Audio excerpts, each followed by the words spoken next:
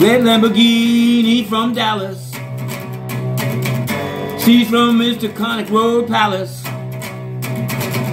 Arrest warrant for 3 of his homes. Search warrant for 96 phones. 2 sides to most criminal trials.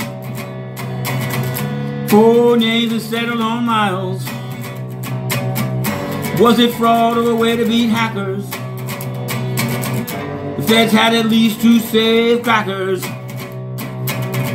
Cut off the live stream like VOA. Knocked it off a wall like the boss of HNA. 2 sides to most criminal trials. 4 names that settled on miles. With a red Lamborghini from Dallas,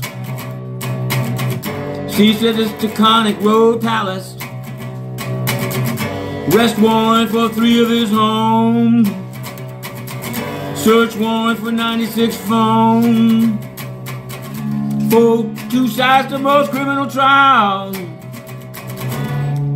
4 names and they settled on miles.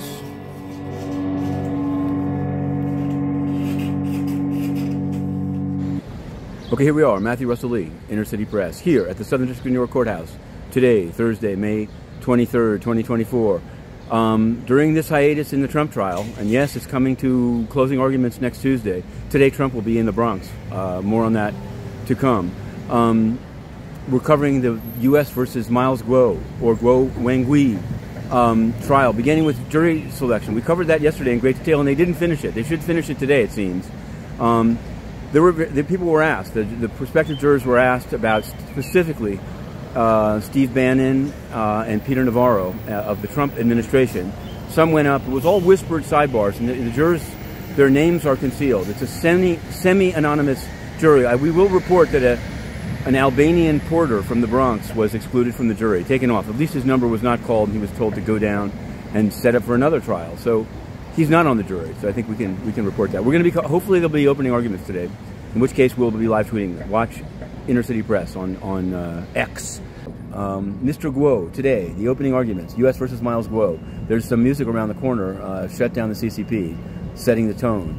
And what I want to say is that, be aware, at the United Nations, it's not, of course China has a lot of power. I mean, they're a major country. But beyond that, is it acceptable that on an individual basis, the Secretary General of the United Nations concealed from his financial disclosure that the China Energy Fund Committee, which was a state-owned entity, was convicted essentially of bribery here in the SDNY, tried to buy the oil company of Gulbenkian, which paid Guterres in his year between UNHCR refugees and Secretary General, and which was not on his financial disclosure form. So that's what we raised. For that we were thrown out. We continue to push, and we will not rest. But first, we're going in for U.S. versus Miles Guo.